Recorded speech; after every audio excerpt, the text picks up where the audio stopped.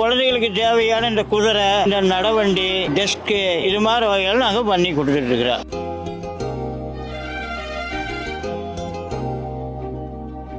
நானும் என் மனைவி மட்டும்தான். எங்களுக்கு கூலி கிடைச்சா போதும்னு இந்த குதிரை, இந்த நடவண்டி எல்லாம் செஞ்சுட்டு இருக்கிறோம். நானு கிட்டத்தட்ட ஒரு 10-12 வயசு பையன்ல இருந்து இதே தொழில தான் இருக்கிறேன். 45 வருஷம் சர்வீஸ் எனக்கு இந்த வேலையில. நம்ம பட்டம் மாரம்படை மிருகு காண்டப்படிக்கிட்டு இருக்குதுங்க.